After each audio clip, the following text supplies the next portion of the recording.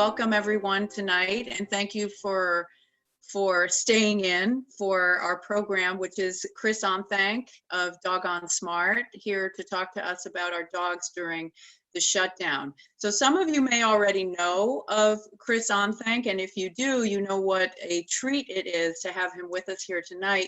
Chris is the founder of Doggone Smart Canine Center, that's right here in Fairfield County in Norwalk. They've been training and helping dogs and their families for nearly 30 years. Chris is a renowned animal behaviorist and expert in canine behavior. He wants to inform, educate, and encourage all dog owners to live their best lives with their pet. So he has helped countless families train their dogs to be safe, well-mannered pets, and he tonight will have the answers to all things dog. His team of specialized trainers can help with everything from pet therapy to aggression, and one of them is here tonight, Chris's Director of Training and Marketing, Jamie Kelsey, whom many people refer to as their pet therapist. Jamie heads the Doggone Smart training team and offers coaching on obedience, behavior shaping, and puppies. She helps troubleshoot your dog's behavior and explore the right options to make a plan for success. Right now, Chris is going to be starting us off by talking about what's happening with our dogs right now that we're spending so much time at home together. So when he's done with that background, we're going to read the questions out loud and he and Jamie will answer them. And please stick around to the end because we have a special treat for you before we say goodnight. So right now I'm going to unmute Chris and I'm going to unmute Jamie. Everybody else in the audience is muted. Welcome. Hi, how are you? We are so happy, Jamie and I are so happy to be here. And having and working with the New Canaan Library on this. I think it's such a great idea. You know, so many of the dogs are going through, Jamie and I are getting countless calls here at Doggone Smart, you know, about dogs being home, and there's a lot of issues going on. You know, it's amazing when dogs are home with us all the time, things start to change a little bit. You know, routines have changed. We're no longer going to work. The kids are home maybe from college or school, or they're around more. And so we have some dynamics, and now the dog may be loving all this attention, but we're also seeing some behavioral issues coming out as well.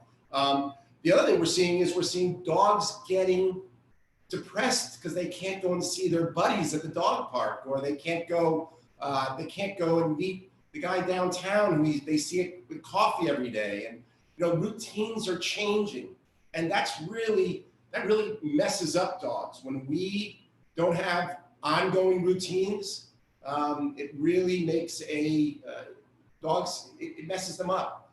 And so these are things that we need to talk about. I'm going to help you. Jamie's going to help you right now. We're going to talk about, Jamie and I are going to talk about some of these issues that we're all experiencing, and then also what we need to do to transition when we go back to work or back to our normal lives, if there ever is a new normal. So that's something.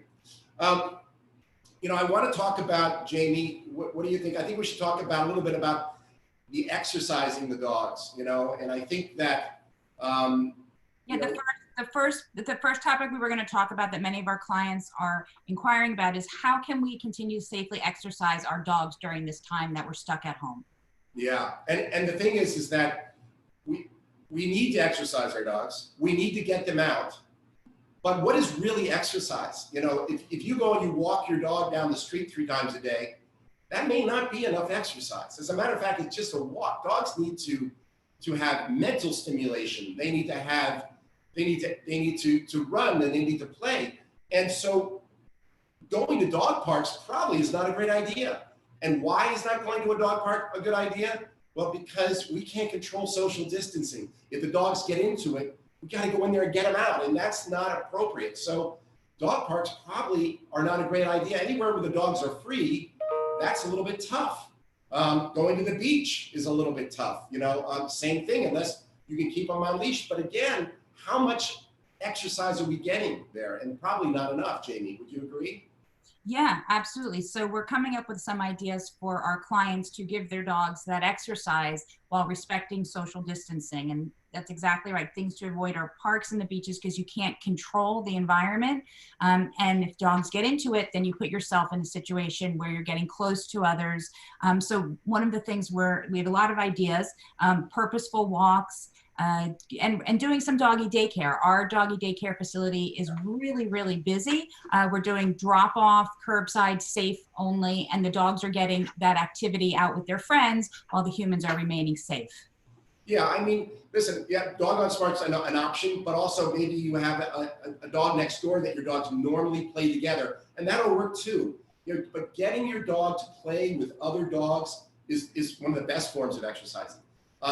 Getting your dogs to go swimming. Right now, we're starting to open up our pools pretty soon.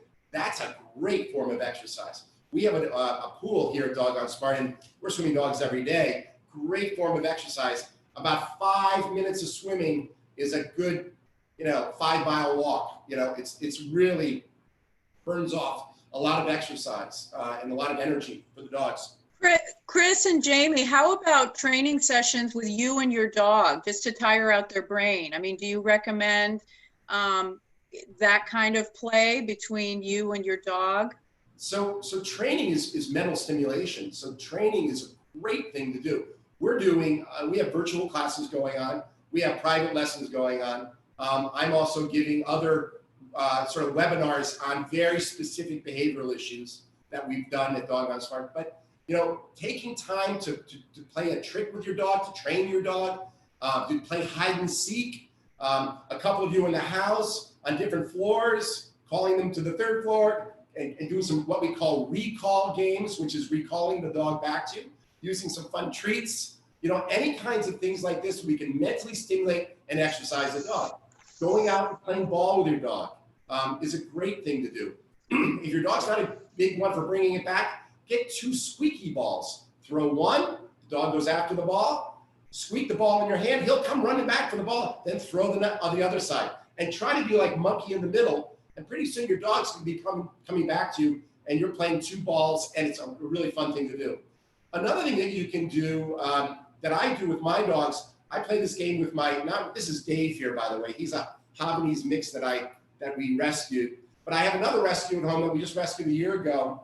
And she's a Doberman Pinscher. She has, she has a lot of energy. And mental stimulation needed. So I take a Kong. Everybody know what a Kong is? It's a rubber red ones or the black ones, and you can fill them up with peanut butter or cream cheese and mix them in with dog food. And I pack it into the Kong, and then I stick that in the freezer.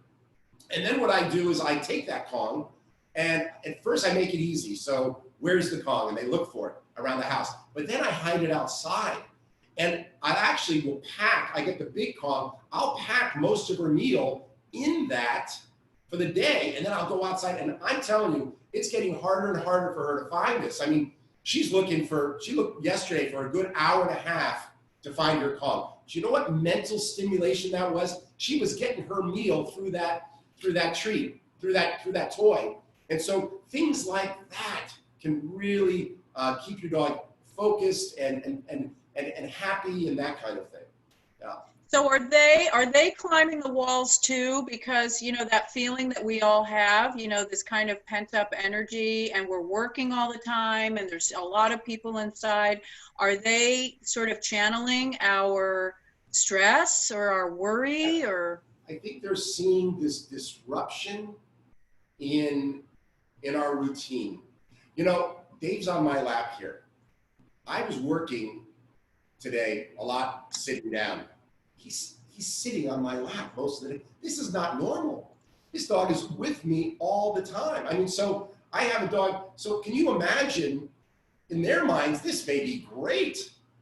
However, we do have some things that can happen when that happens. Meaning, we can get some behavioral issues later on, and we got to be careful of that. I want to talk about another thing that you might be doing. Taking your dog on hikes is another great form of exercise. I mean, that's great for us. We have my nephew, his name is Ryan, he works at Doggone Smart. He's hiking dogs, you know, he goes to your house, he picks up the dogs, and he's hiking dogs every day. And he's finding some very remote areas to hike the dogs. And he takes them on good, rigorous hikes. So it's great for you to get out and hike with your dog. And you can find areas, if you just Google great places to hike, it doesn't have to be filled with people. That can be really fun for your dog, and challenging as well. So I think that's just the last piece of advice on the exercise part.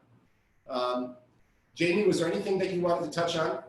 Yeah, no, I think it's just, you know, keep it creative. It's not just about, oh, let's go for another walk. Let's, you know, incorporate some other things to build our relationship and tire them out. We're getting a lot of clients say their dogs are in the witching hour, so they're not, you know, necessarily getting enough exercise and stimulation. So mix it up, be creative, and work on that bond with your dog, not just by taking a walk. Lots of good ideas.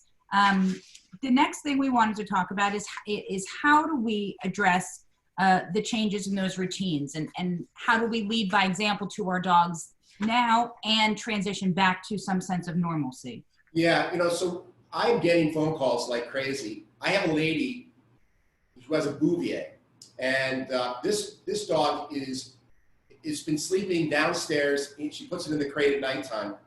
She's been with the dog so much that now it is crying and whining and barking for hours for her to come down to be with it. So this isn't normal. So, you know, the family dynamics, as I was talking before, is also changing. We have kids home from college. We have maybe our husband is home all the time, or my wife is home, or we're both home from working. And, you know, it's just also changing. I mean, and so dogs are seeing that this family unit is together. Well, dogs they like their families. They're pack animals. They like to be with their families. And so what happens is that there has to be there's a structure or an order to your family. Whether you like it or not, dogs create orders. So when everybody's home, they may start to assert themselves in very interesting ways. Things like, you might find that your dog is barking more.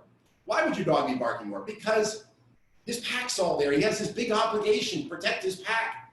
So he may feel more responsibility, which can lead to behavioral issues, meaning he might be becoming more aggressive at the door, or he might be barking more.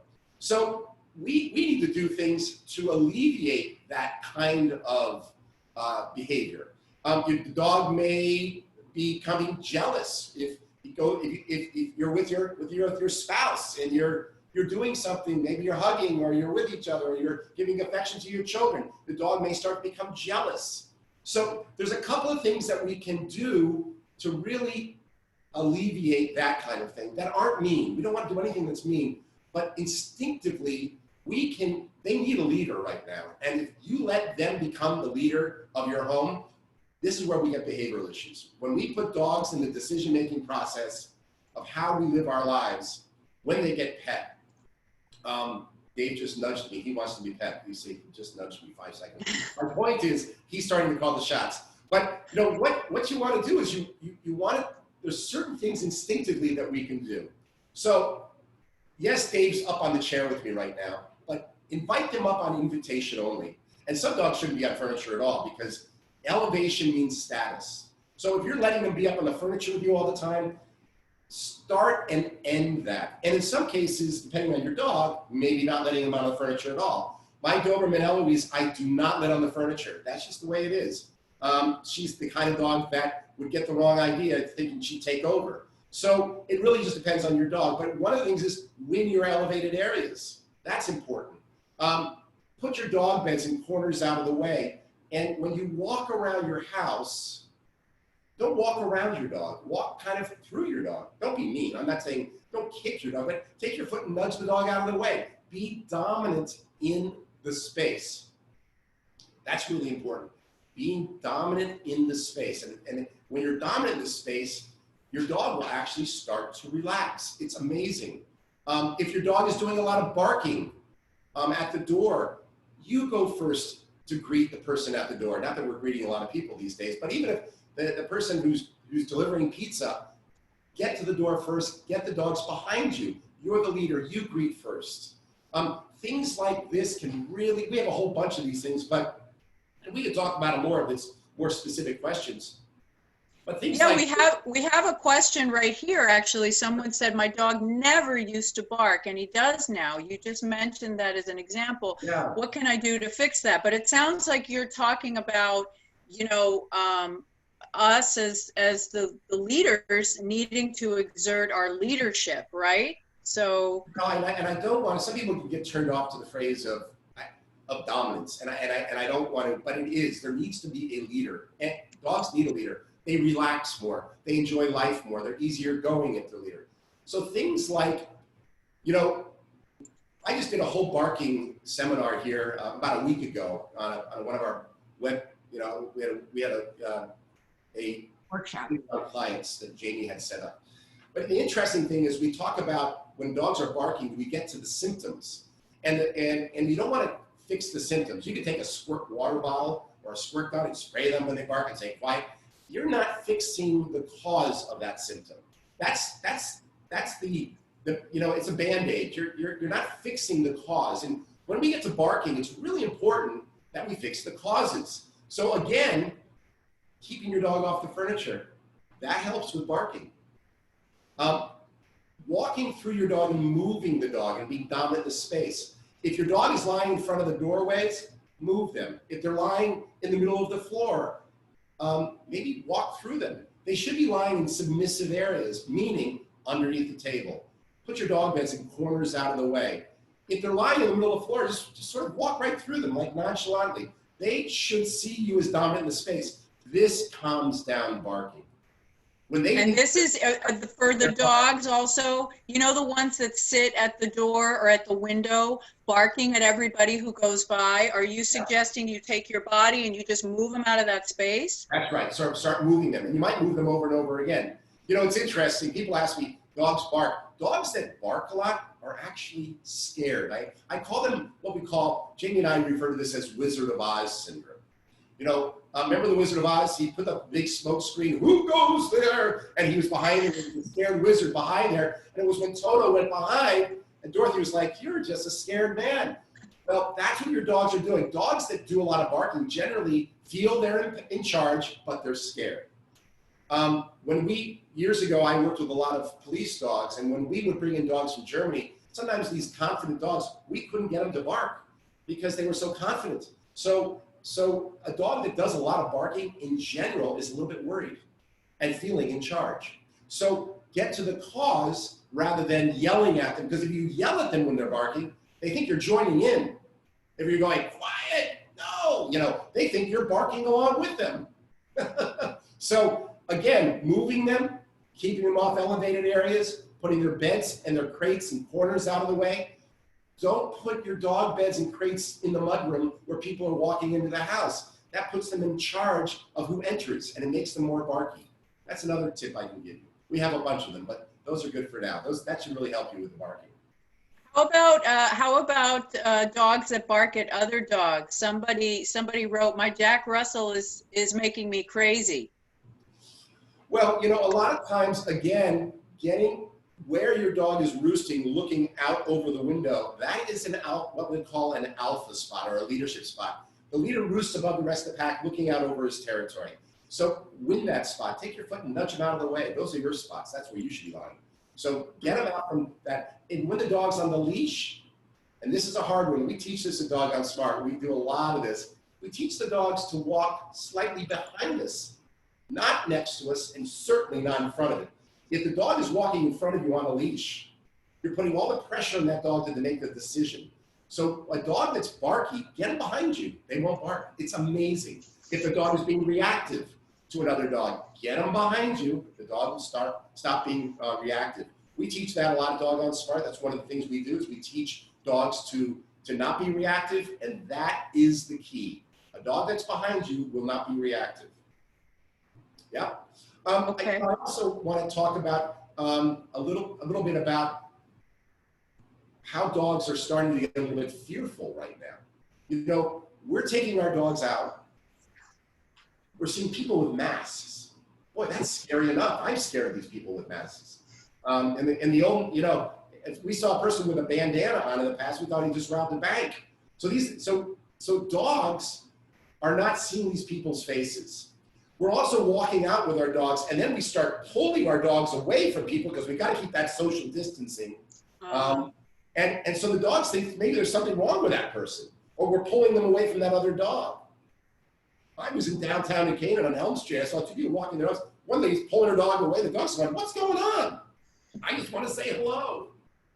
So, you know, this kind of thing's happening. I saw, like I said, I just saw it downtown in Canaan the other day. I couldn't believe it. You know, and this lady was like pulling her dog away because freaking out about social distancing. Well, but you can imagine what signal are you giving to the dog? So a couple of things. We do not know that dogs, the research that I'm studying is that dogs to dogs are not spreading the virus. A dog has, I just heard recently of a dog getting the virus, but that came from a person. But there's no evidence of a dog spreading the virus to another dog or to a human. So that's what's happening right now. That could change as this whole thing's changing, but that's the research we have right now. So letting your dogs interact on leash is generally not a good thing to do anyway, unless you can get the dogs to can do what we call a friendly butt sniff. A butt sniff is a friendly greeting, but head-to-head greetings many times cause friction because the dog's leaning forward, the other dog's leaning, and it's a challenge. Yet the dog just wants to get to the rear to say, "Hey, it's a friendly greeting." So it is really hard. So what I'm telling people to do is take some treats with you and redirect the dog. If he sees another dog, take out a treat and say, come on, Dave, let's go over here. No, Dave, I'm sorry. Come on over here and maybe do some obedience. Say, sit, good boy, give him a treat, and let him refocus and not be focused about the other dog. And that's what I would do, and make you the most important thing, not the stranger or the other dog. Try to. You know, Yeah, go ahead. I'm sorry. I would no. Finish your thought. Well, the other thing is that getting your dog used to people with masks. You might have people start wearing a mask inside the house, and let people see you with a mask on. Let your kids put a mask on. That kind of thing can help them not be freaked out by people with masks. I have seen dogs becoming reactive to people with masks because it looks funny. It's something we haven't seen before and they've never seen before, and we didn't socialize them to look at people with masks. So that's something you can try. Yeah, that makes perfect sense. That makes perfect sense. I mean, I didn't think of it, but it's absolutely spot on. We have a question here that it's not a mask question, but it sounds like an anxiety. It might be related to fear or anxiety. My dog has recently stopped going to sleep at night. Once we're all getting settled down, she starts panting and going from my side of the bed to my husband's side and panting more and more furiously. After a while, she'll start chasing her tail and barking, and she won't stop until she is totally worn out an hour later. Okay, so this is something that I need to know a little bit more about, but I'm going to tell you right now, this is a dog that is being really affected by everybody staying at home. This is anxiety. And what's happening is the dog's trying to control the situation. The dog is feeling that it has to control. So we got to take the dog from chairman of the board down to the mailroom. Sorry if any of you work in the mailroom. I don't need any, but my point is you need to change the way that dog views us. That dog is saying he's in the decision-making process. And there's a lot of anxiety. So some of the things that I just talked about would really help that. Winning your elevated areas, going first through doorways, and also being dominant in the space. That is going to really affect the dog. I bet you that's the same kind of dog that barks at you when he wants something. He may be nudging you a lot, trying to ignore them or even nudge them away when they do that. Don't let them control the interactions. That dog, that's a dog that we might need to help a little further. So at the end of this, we'll tell you how to get in touch with Dog on Smart. But even just talking to one of our trainers for a short period of time might really help you with that. But I do need to know more about why the dog is doing it. Okay. Do you want to keep going down your bulleted list? I've sort of jumped in. I said we were going to wait for questions, but there's so many good ones. It's sort of free flow. Do you want to keep going down your list of topics to sort of give us background? You would want to add to that last question? I think it's important, we say win the elevated spaces, and many clients can't make the connection between why the dog being on the sofa and the bed affects the barking. But now that we're all home and we're spending a lot of time with our dogs, we may find they're up on the sofa and up on the bed. So I think maybe if you want to clarify a little bit about what's an elevated space, how to win the elevated space, and why it's so important, because that really is an underlying factor in many behavioral issues. It really is. I mean, it's amazing. Do you know that there is a child being bitten, and you get, but to tell you how much control is, how elevation becomes so important. Every 10 seconds in the United States, there's a child being bitten, and 90% of those bites are when the person's on an elevated area, when the child is. So elevation is where we see a lot of aggression sometimes. But here, look at Dave. He's on an elevated area with me. He's on the couch with me. So I'm just saying, it's not that I'm against elevation. You got to know your dog. You got to know the situation. So Dave doesn't expect to be on an elevated area. I invite him up on invitation only. I win elevated areas. Meaning, if I see him up on the couch and I'm not there with him, off. I'll do that. I'll pull him off. Couches, beds, chairs, top of the stairs, stair landings, one step up. Does the dog have its own chair looking out over his backyard? That's a disaster. That's going to make for a very barky dog. So if you let your dog elevate as he roosts out over his territory, that's going to make for a lot of behavioral issues. And that's also going to load him up to be aggressive to the people outside. So things like that can help. So winning your elevated areas, which means he's not allowed on the elevated areas. And in some cases, dogs should never be on elevated areas, but it really depends on the dog. If I go to move my dog off the couch and he grumbles or growls, that's a dog that should never be on a couch or an elevated area. Okay. That may be an issue later on.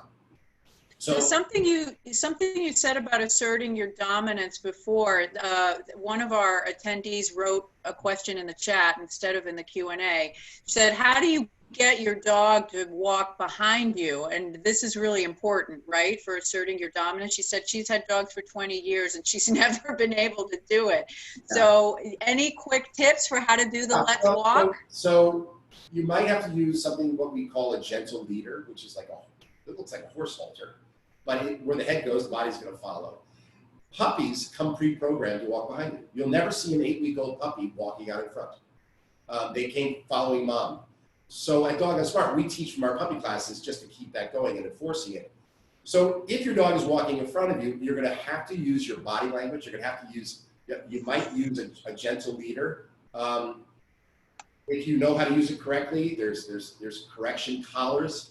I'm not a big one on that. We use a clicker at Dog on Smart to mark behind us. We mark the position and give a treat so the dog knows I'm correct. But there's a lot of times you can use your body language by moving into the dog forward, giving him a guttural tone. If he tries to pass you, a guttural tone is an instinctive warning to your dog. Peanut butter and jelly. It doesn't matter what you say, it's the tone. And a guttural tone, get him behind me. That and using body language, that can do it. Sometimes we have to use different types of collars or training collars to do that, or even that gentle leader.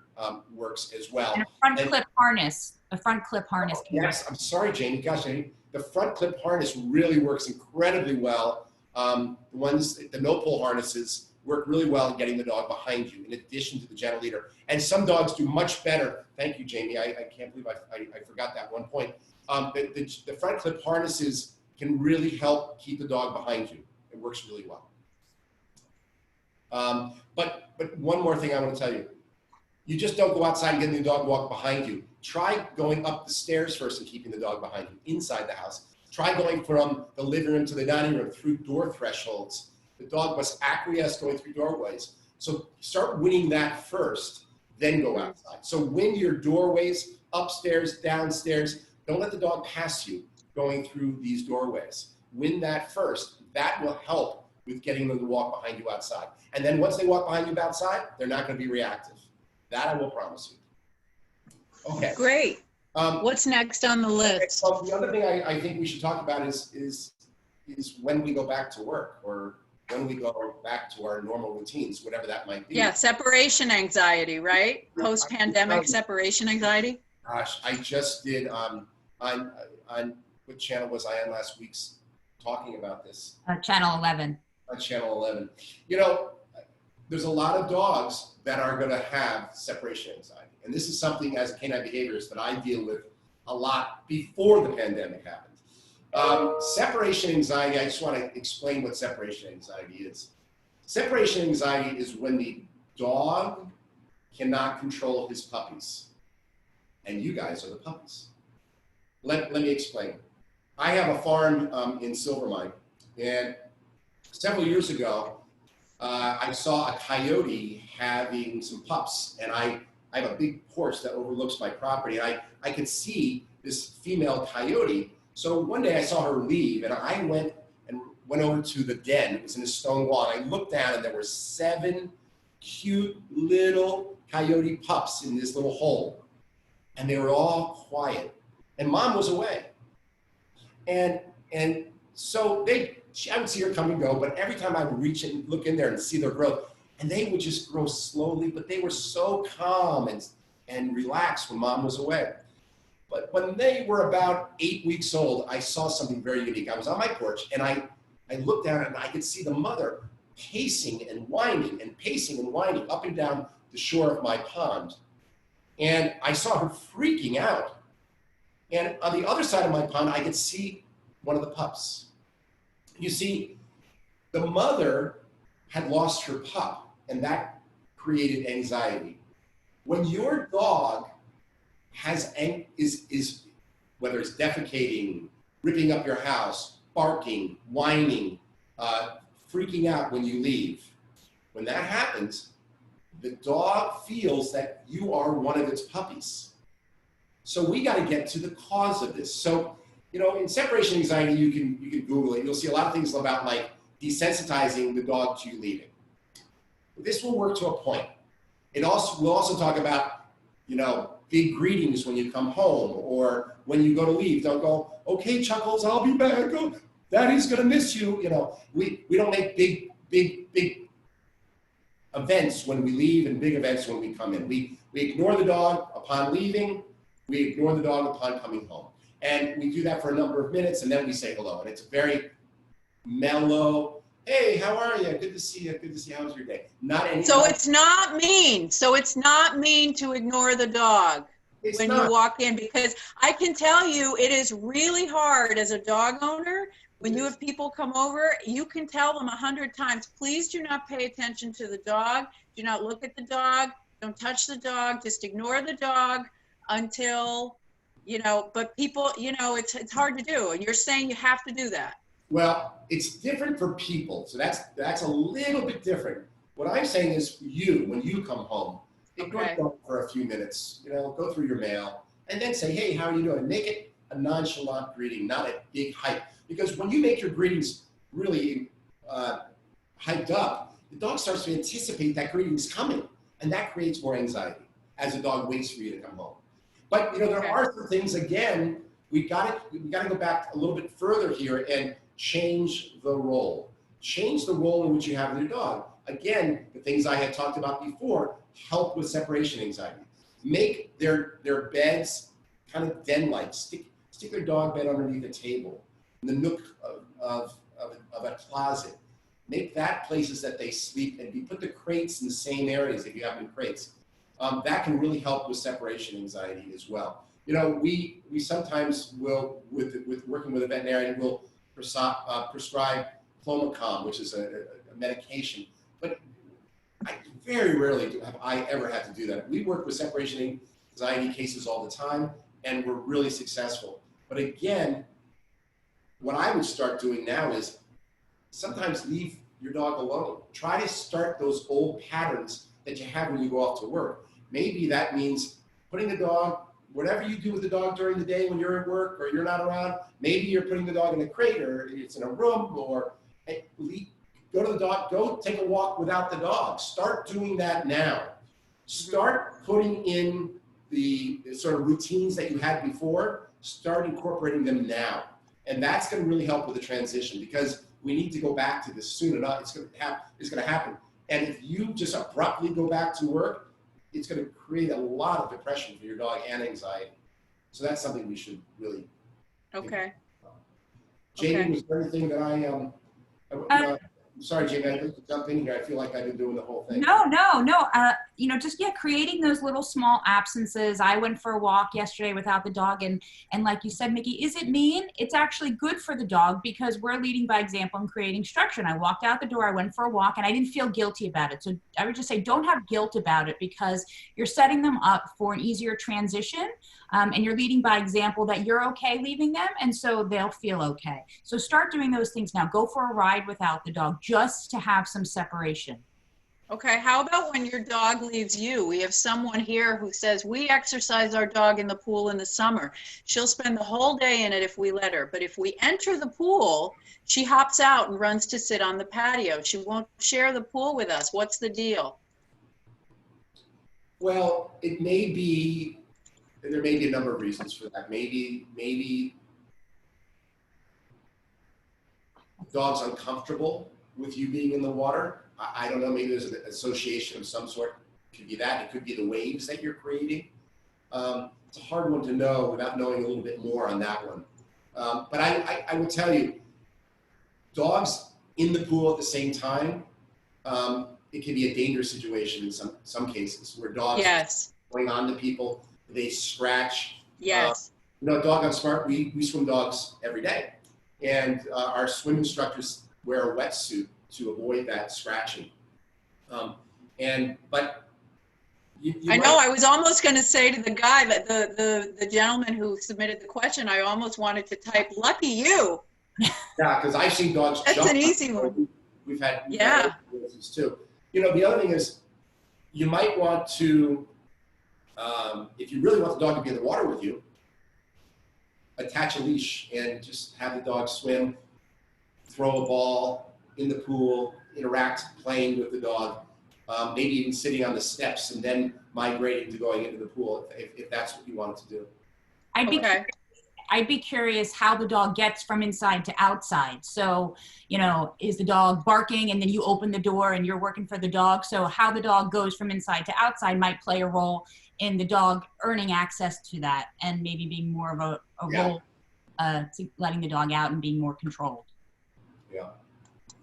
We have another question here. My dog recently barks or growls if she is startled awake from a deep sleep by touch. What can I do about this? So,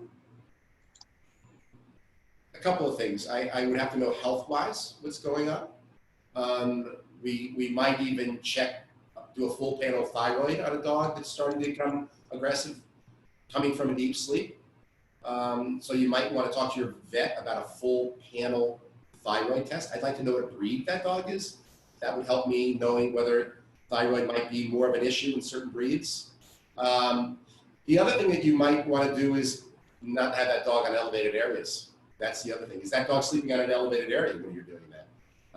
If it is, then we got another issue and we need to start winning elevated areas. So pulling the dog off. So I might put a house line, which is a short nylon leash, depending on the size of the dog, without the end of the leash on, and cut that off and have that on the dog on a flat collar or harness when you're home supervising. Don't leave that on the dog, but use that to pull the dog off of elevated areas. When the elevated areas, it many times that goes away if it's happening on elevated areas.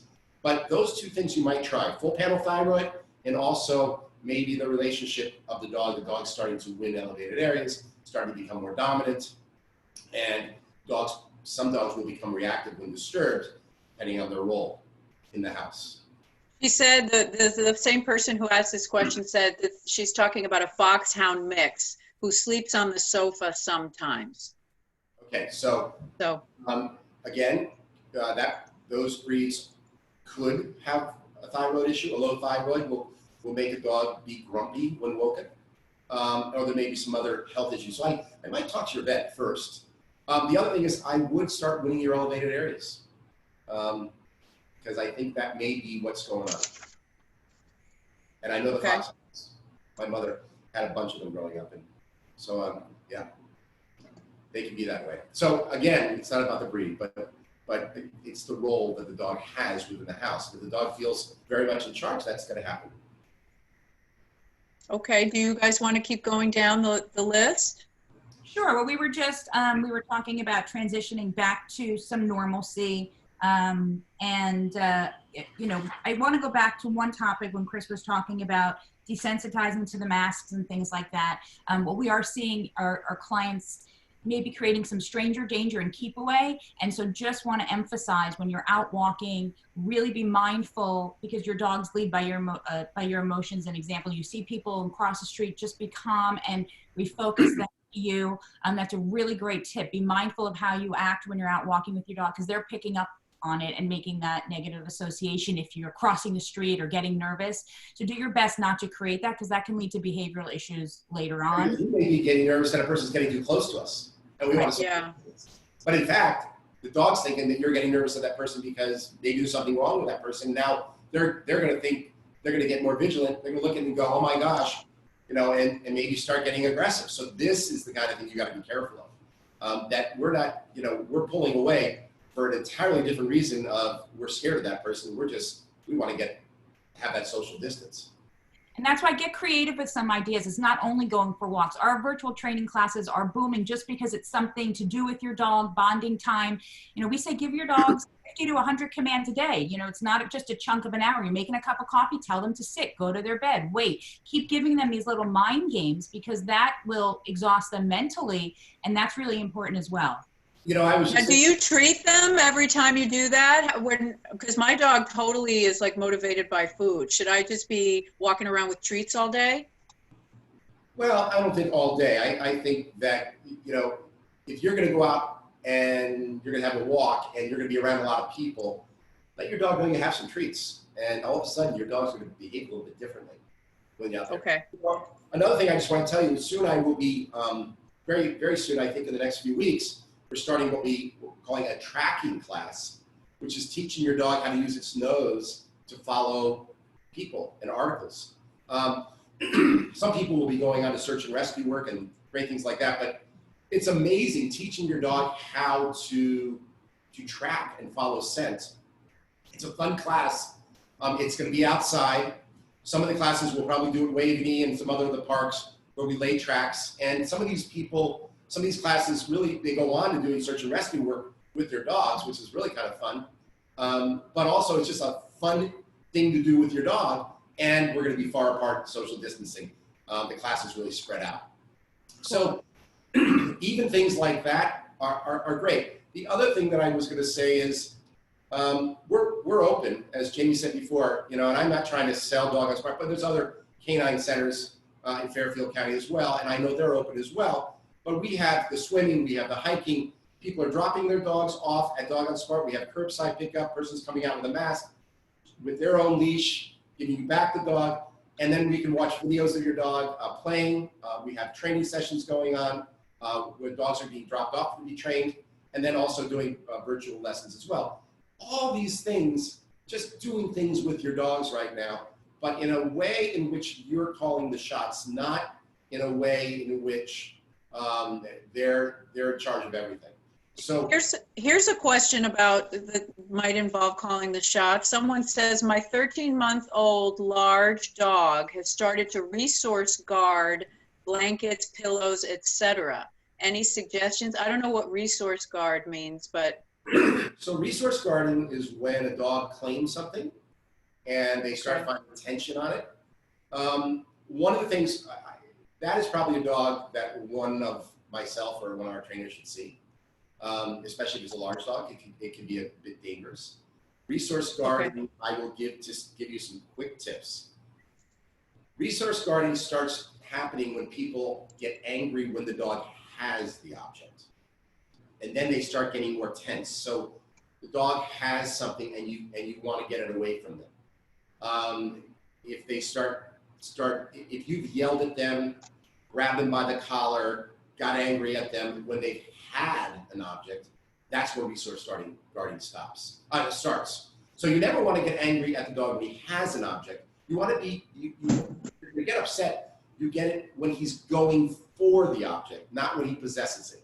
So if you get angry at a dog when he possesses an object, that can lead to resource guarding of other things and all things. So, but that's a dog that, especially if it's a large dog, You want to handle that very quickly. You don't want to let that build. And right now, until maybe you talk to a professional, I would just sort of redirect the dog. So if the dog's growling on something, maybe have a code word like, Dave, you want to go for a walk, or you want a treat, or, redirect the dog out of the situation. Don't let him start dwelling on protecting. But that is definitely the dog that we would usually see. So Okay. Don't turn it into an issue. I'm just going to keep reading some questions because we only have about 10 minutes left.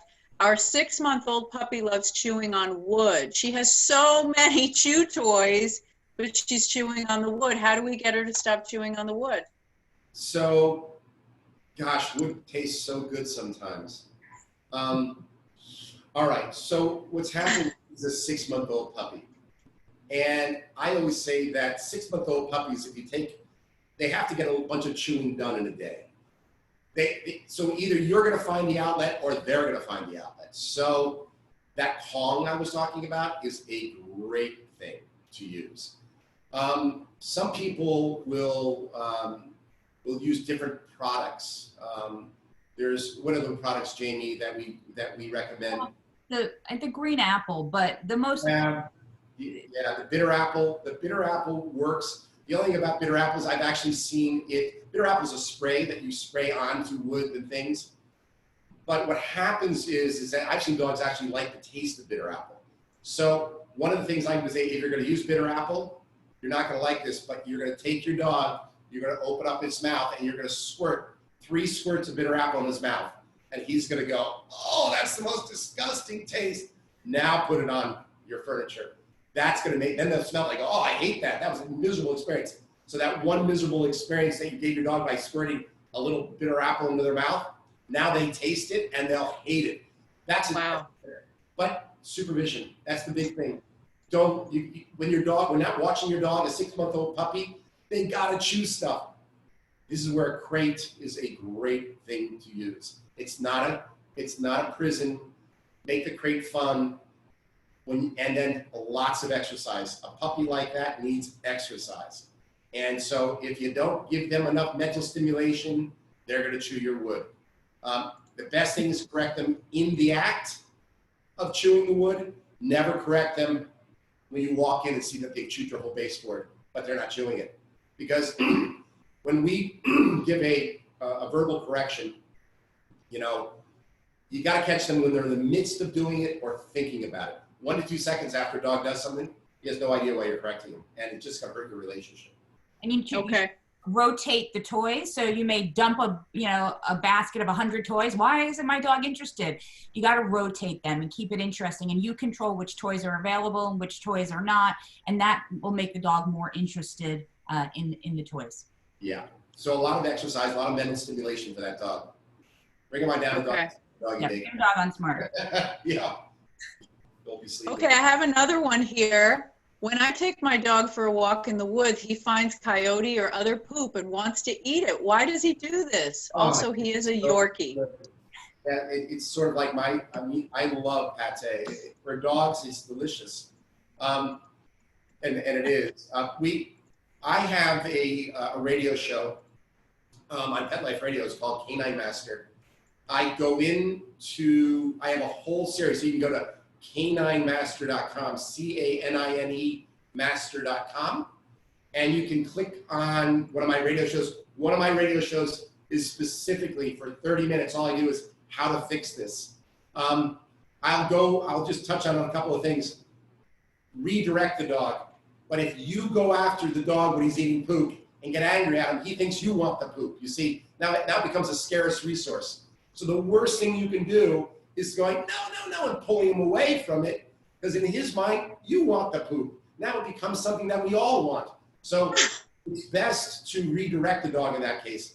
But many times it's dietary, that the dog's, it can be a dietary, adding more fiber, pumpkin to the diet, and also adding more fiber, higher fiber content food. So caninemaster.com, CANINE master.com. Click on the radio show that addresses this. It's in the chat. I just wrote it into the chat. So if anybody wants to just grab it right off of the chat, you can copy that and paste it into your browser or wherever. Yeah, I mean, so that's a great resource for a lot of the training stuff. And of course, you know, we have 12 trainers here at Doggone Smart that are still working during this coronavirus. So we're all here to help as well. Yeah. Nikki, Well, it sounds like it's a busy time. Yeah. I just wanted to go back because you were saying, oh, do I have to get treats out every time I train my dog? And, yes. And that can seem daunting and overwhelming. And you really can use some verbal treats as well. So if you have the right relationship and you don't have a treat, tone of voice is very powerful in training and communicating with your dog. So using positive praising tones can be, you know, verbal treat and be, you know, satisfying to the dog as well. Yeah. Okay. We've got another one here. My 15-week-old Legato eats everything outside: mulch, sticks, leaves, dandelions, clovers, everything. Any tips to help prevent this? Okay, so great breed. But let me just tell you, there's a syndrome called Pica syndrome. And it's very similar to what I was just, described before. If your 15-year-old puppy is eating dandelions, so what? If your 15-week-old puppy grabs a stick, it's okay. Redirect him, don't worry about it. He's not gonna, unless they start swallowing rocks. But the reason why dogs start to swallow rocks and sticks is because they want to own them. When you're going and grabbing everything away from your puppy, you're gonna make the puppy think it's, again, a scarce resource. Your Pica syndrome comes to be because we start going, oh my God, look at that puppy, get it out of his mouth, get it out of his mouth, get it, oh my God, he has this in his mouth. Stop worrying so much. Redirect the dog. Bring a toy with you, a squeaky ball or some treats, but don't worry if he has something, just let him drop it on its own. If you keep on reaching into his mouth, every time he has something, he's gonna think you want it, and then he's gonna start to swallow it. And now we're gonna have issues. Now we're gonna have blockage and surgery. So stop getting so crazy. I see people with their puppies just, unless it's poisonous, don't worry about it for right now. Really, I mean, just redirect them. And there's not a coyote in the world that is probably having impact problems from eating sticks and rocks or dandelions or all those things. That's great. I'm gonna paste right now in the chat section. So if all the panelists can go to the Zoom bar underneath, there's a section there that says chat with just one speech bubble. And what I've done is I have just, let me see, did I just paste it in? Let me see. I've just pasted the contact information for Doggone Smart. It's doggonesmart.com, and Jamie's email address, the phone number, the address. We have, oh, it wasn't a question. It was someone saying, what a wonderful talk. Thank you very much. We'll look for Chris's radio show. That's great. Thank you so much for that. So do you have just like a couple of just quick tips in closing before we get to, if people can hang on, we have a special treat for you. You have like, you know, 40 words in closing? Well, I just want to say that, you know, this is a real hard time and a changing time for us all. And if we can find ways in which to stimulate our dogs, give them the structure that they understand, try to redirect them on situations that may be a little bit creating fear in them when we're walking outside, start to desensitize them to us being away, being good leaders to our dogs, which they gives them more safety and feels more comfortable, makes them happier, is going to be really helping in that transition. And finding the right types of activities to do with your dog. Again, we're here on Cross Street in Norwalk, right across the street from Cablevision. And we've been here for 27 years helping people with their dogs here in Fairfield County. And listen, if you want to give us a call, we're open to talking to people. If you just want to talk something through, we're really good. Jamie's on the phone all the time, and I am too. You know, we're here to help. That's what we do. And I think that if you're having a behavioral issue, always don't wait. It's much easier to fix something when it's just starting rather than, oh my gosh, we have a problem and we say, oh, it's going to go away. That you want to handle it now when it just starts, and that's the advice I give. But thank you so much to New Canaan Library for putting this on. I think it's such a great venue, and what a great treat for us and for the town of New Canaan. I think it's great. Well, before we let you go, Chris, I just wanted to share something. We have a treat for all those audience members who stuck around. Some of you may know our beloved circulation librarian, Patrice. By day, she's a devoted librarian, but by night, she's the devoted dog mama of Lucille, Trigger, and Lenny. And Patrice is sharing here her recipe for dog treats that she makes at home. So I'm just putting this up on the screen here for our friends to grab, copy. If you can't copy it or grab it right now, you can always email me at mporta@newcanaanlibrary.org. So I'm just going to stop the share, but I've put my email under the Doggone Smart information there in the chat. Thank you so much, Chris and Jamie. It is so good to know you have our backs. It's good to know that we're not imagining all these things happening to our dogs all of a sudden. This has been really, really good, heartening, substantive information. Thank you for having us. And give us a call, give me a call, send me an email. We'll talk it through together and we'll find some solutions to address any issues you're having with your pet. Wonderful. Thanks so much. Thanks, Good night, everybody. Thank you, New Canaan. Bye-bye. Bye.